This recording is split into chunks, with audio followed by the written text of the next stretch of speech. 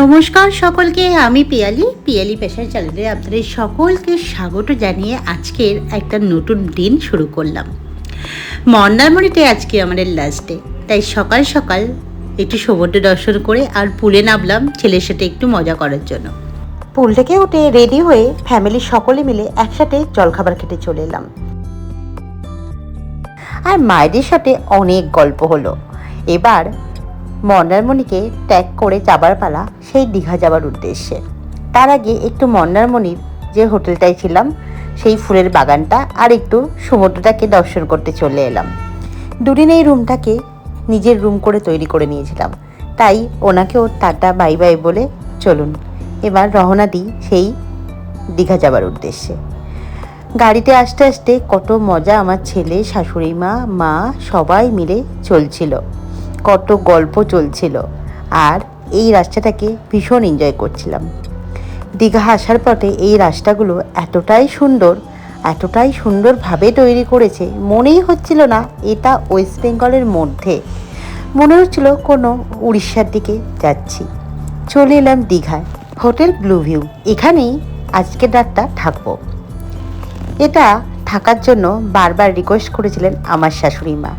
আমার শ্বশুরবাড়ি মেদিনীপুরের দিকে, তাই আমার শাশুড়ি মা শ্বশুরমশাইয়ের সঙ্গে ফ্যামিলির সকলে মিলে যখন আসতেন তখন এই হোটেলেই ওনারা উঠতেন। তাই এই হোটেলটা আমার শাশুড়ি মায়ের কাছে একটা আবেগ বলতে পারেন। তাই ওনার কথা রাখতে আমরা এই হোটেলেই উঠেছি। হোটেলটা মন্দ না, বেশ ভালোই, একদম সি বিচের গায়ে। রেস্টুরেন্টের পাশেই ছিল আমাদের রুমগুলো, আর রেস্টুরেন্ট থেকে এই হচ্ছে ভিউ, আর আমাদের রুম থেকেও এরকমই ভিউ আছে। বেশ মজা লাগছে যে দীঘার পুরো শহরটা রুমে বসে দেখা যাচ্ছে। দুপুরের লাঞ্চটা আজকে একটু সাদামাটাই করলাম। উচ্ছে ভাজাটা ভাবলাম অনেক দিন খাইনি, তাই আজকে লাঞ্চে একটু উচ্ছে ভাজা, মিক্স ভেজ, 2 রকমের মাছ ভাজা আর তার সঙ্গে আমের চাটনি নিয়েছিলাম।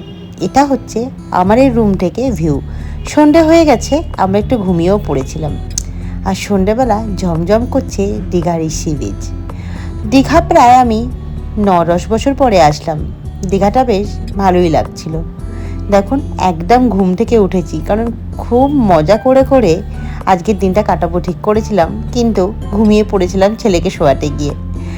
সন্ধ্যেবেলা ভীষণ হাওয়া দিচ্ছিল, আর এই ব্যালকনি থেকে দীঘার এই ভিউটা বেশ ভালোই লাগছিল। একদম মার্কেটের উপরেই আছে এই ব্লু ভিউ হোটেল। সন্ধ্যা হয়ে গেছে, ভাবলাম একটু মার্কেট থেকে ঘুরে আসা যাক। চলুন মার্কেটটা একটু দর্শন করে আসি, আর এই সি বিচের ধার বরাবর একটু হেঁটেও আসি। দীঘা এসে মনে হচ্ছে কোনো দুর্গাপুজোর মেলা বসেছে। এই সন্ধ্যেবেলা দীঘাটাকে বেশ জমজমাট লাগছে, কত লাইট দিয়ে সাজানো আর কত সারি দোকান। আমার ছেলে ছুটেছে গাড়ি চড়বে বলে ওর বাবার হাত ধরে, কারণ ওপরের ব্যালকনি থেকে দেখতে পেয়েছে অনেক গাড়ি আছে এখানে। আর ওই যে আমার শাশুড়ি মা বসে আছে, একবার হাত নাড়িয়ে হাই করে দিলাম, ওখান থেকে আমাদেরকে দেখছে। আর এই যে আমার ছেলে গাড়ি চালানোর জন্য বায়না করেছিল, সেই গাড়িটাকে একটু চালাচ্ছিল।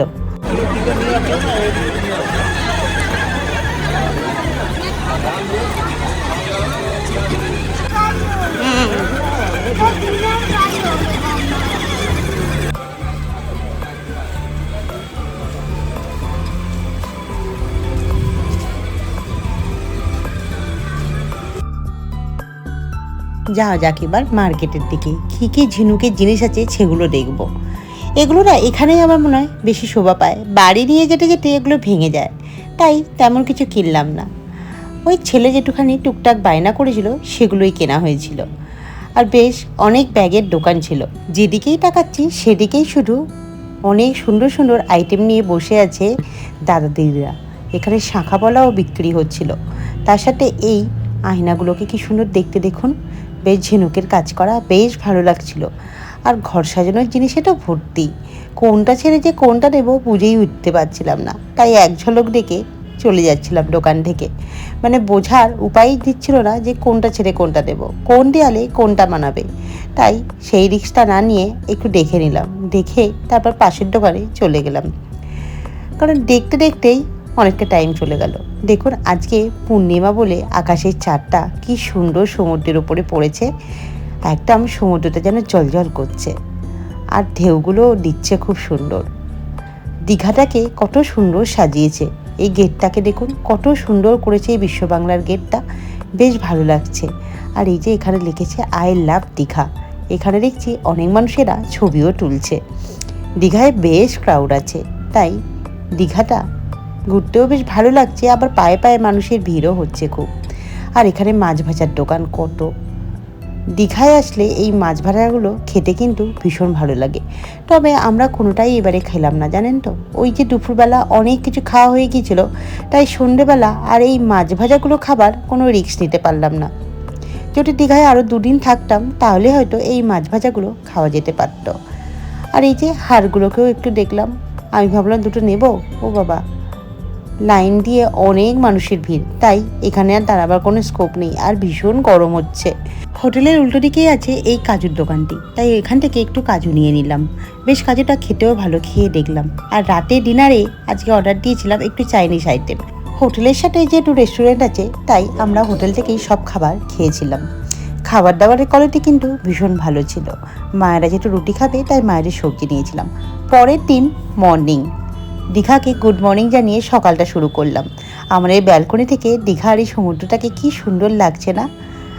আর আজকে তো চলে যাবার দিন, তাই একটু সমুদ্রের ধারে না গিয়ে ব্যালকনি থেকেই সমুদ্রটাকে সুন্দর করে এনজয় করলাম। সকালে রেডি হয়ে গেছি, এবার যাব সকালে জলখাবার খেতে। এখানকার খাবার দাবারটা একটু বাঙালি টাচ বেশি ছিল। লুচি, ডিমের ভুজিয়া, ঘুগনি, তার সাথে ব্রেড, বাটার, জ্যাম তো আছেই। আর তারপর এখানে মিষ্টিটা একটু অন্যরকম ছিল, তার সাথে একটু সুজির উপমাও নিয়েছিলাম। সকালের জলখাবারে জিলাপিও ছিল। জিলাপিটা অনেকদিন পরেই খেলাম। আর এই যে দীঘাকে টাটা বাই বাই বলে রুমটাকেও আজকের মতন টাটা করে চললাম সেই বাড়ি যাবার উদ্দেশ্যে। বাড়ি যাবার আগে জানেন দীঘার এই মার্কেটটাকে একবার ভাবলাম ঘুরে নিই। এই যে আমরা রেডি হয়ে গেছি, এবার গাড়িতে উঠে আমরা যাব আগে তাজপুর। তাজপুরে গিয়ে ভাবছিলাম অনেক কাঁকড়া পাওয়া যায় ওখানে, ওখান থেকে একটু ক্যাপকারি বানিয়ে তারপর আমরা কলকাতায় ফিরবো। এই দীঘার সেই বিশ্ব বাংলা গেটটাকে টাটা করে নতুন একটা বীজ ধরে চলে এলাম তাজপুরে।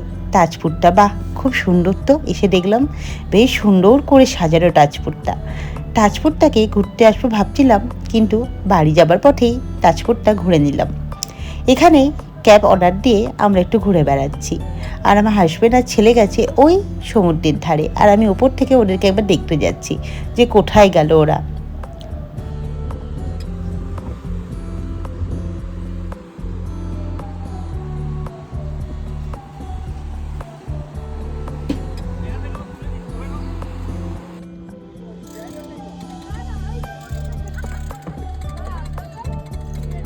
তাজপুর ঘোরা হয়েও গেল। ওই ক্যাবকারিটা রেডি হয়ে গেছে, ওই দাদা ডাকছে, ওখান থেকে ক্যাবকারিটা নিয়ে আমরা বাড়ির পথে এবার রওনা দিলাম। রাস্তাটা অসম্ভব সুন্দর লাগছে। আর ফ্যামিলি সকলের মিলে গেছি বলে এত মজা করতে করতে আমরা বাড়ি ফিরছিলাম কি বলবো। চলে এলাম কোলাঘাট। কোলাঘাটে এসে দুপুরের লাঞ্চ করব। ওই এখন 2:30 মতন বাজে। কোলাঘাটে এসে শেরে পাঞ্জাবে লাঞ্চ করব, তাই এখানে লাইন দিয়ে দাঁড়িয়ে আছি। সিট নেই এখনো পর্যন্ত। চলে এলো বাইরে, সিটটাই নিলাম, কারণ আকাশে বিশাল মেঘ করেছে, বেশ ঠান্ডা ঠান্ডা হাওয়াও দিচ্ছে।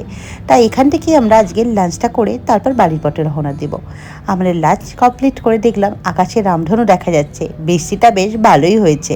আমাদের ঘোরার পর্ব এখানেই শেষ হলো, এবার কলকাতায় যাবার পালা। তো আজকের ব্লগটা এই পর্যন্তই থাক। আমার ব্লগটা যদি ভালো লেগে থাকে শেয়ার আর সাবস্ক্রাইব করে দেবে। সকলে ভালো থাকবেন, সুস্থ থাকবেন।